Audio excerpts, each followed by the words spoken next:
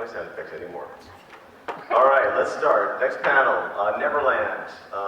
We are very excited about this new 4-hour miniseries, which is going to be launching our countdown to Christmas week. It's going to air Sunday, December 4th, and Monday, December 5th. I don't think that's new news, but I don't care. Let's do.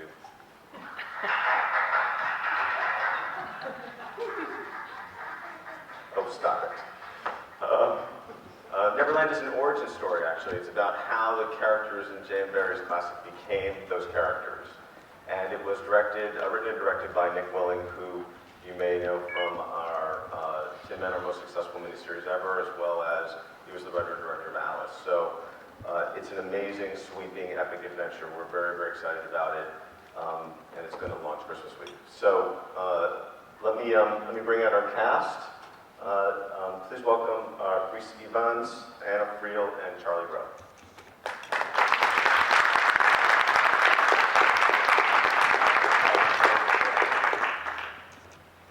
Hello.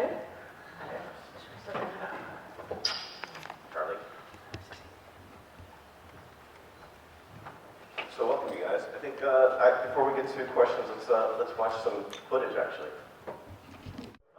So tell us, before we open up to questions from these guys, I had a couple of my own. What was that like to be part of what is such a classic story? Was it daunting for you guys, or how did it feel to be involved in something like that?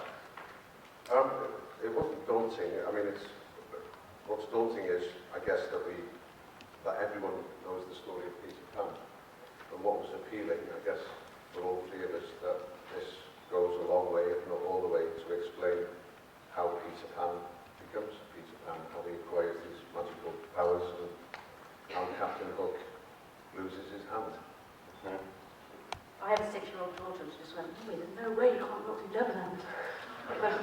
She was very excited. She wasn't too happy about the idea that I might potentially kill Peter Pan. She didn't think that was too good. But she was very excited about it. Yeah, no, I was pretty apprehensive because of quite big boots to fill. It was great fun. A completely different story to the original story. I think we did it justice. And Charlie, I have to say, really mind-blowing performance for someone your age. How old are you? I'm 15. Okay. Thank you very much. I mean, to take on a role that big, very impressive. If I do say so myself. It is. No, but I think, and what was it like to work with actors of that caliber? Yeah, I'm incredibly lucky to work with such great people and amazing actors, and I learned a lot, particularly from these two. They're like my mother and father on set. Aww. Even though my mother and father were actually on set. But I Big sister. Yeah, no,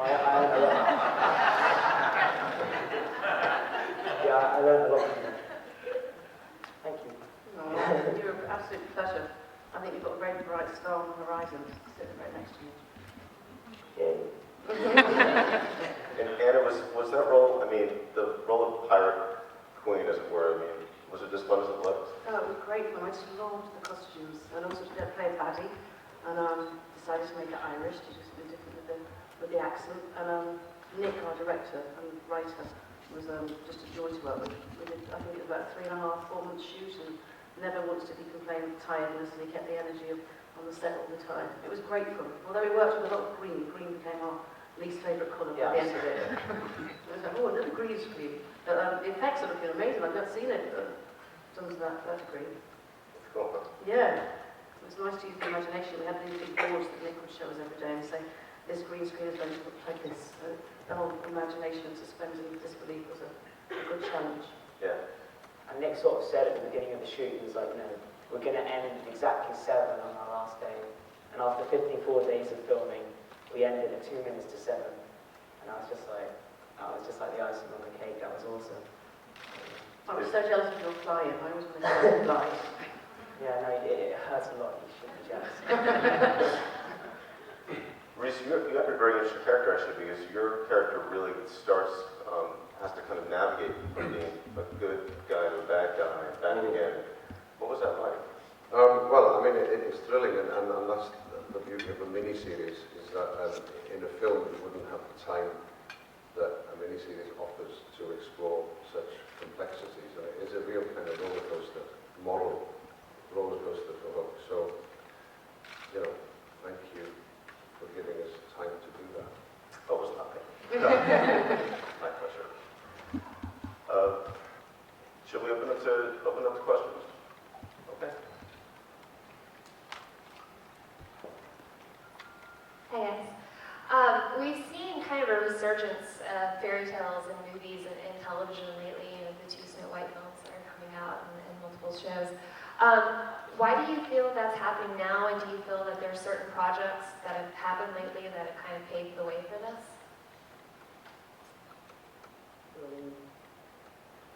Well, you know, given this kind of fragile economic climate, you know, maybe there's a need in all of us to escape to somewhere like Neverland, where cash isn't an issue. Yeah, they're some of the greatest stories ever written. And now with all the effects that we have available, we want to see them retold and using all those effects. Sorry, and I think these stories, you know, they come in waves. You know, it's a tidal thing, you know, and there's something very kind of primal in all these stories that speaks to everyone. You know, that's why we keep retelling them, revisiting them.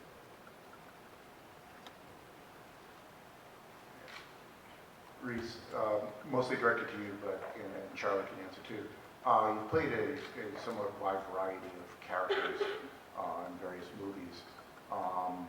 For this particular role of Captain Hook, was there any particular inspiration you drew from for this role, or did you just kind of develop it, you know, as a fresh character? No, well, I mean, what intrigued me was, you know, we all know the Hook that we're presented with in the novel, and that Hook is essentially bad to the bone.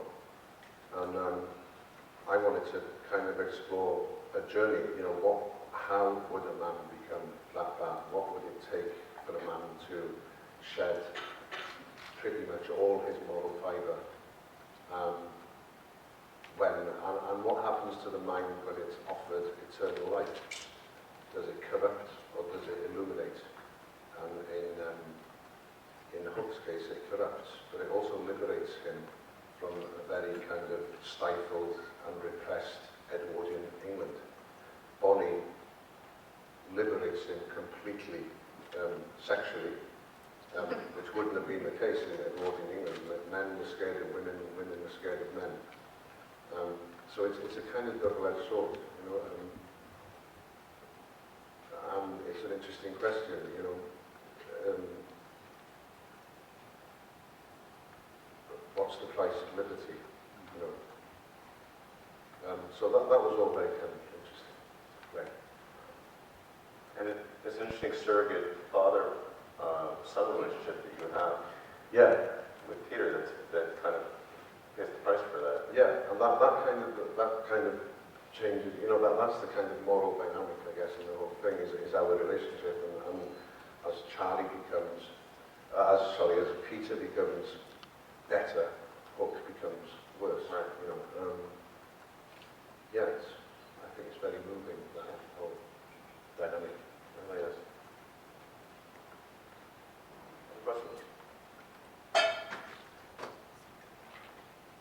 Hey guys, thanks so much for bringing us time. I got a question about the action in the film, because there's a lot of fighting scenes and action scenes. How much training did you actually have to do for the fencing or the sword fighting at all? Don't shower sword. Wasn't it? For Yeah. our fencing scenes, you had a lot more than you. Huh? I'm just a natural. Yeah, you're a mighty fine fencer. No, we just, yeah, me and Anna had a lot of lunch breaks just trying to beat each other with swords, which was fun. And then we did like long sessions on wires and stuff. Yeah. It was pretty exciting stuff. I mean,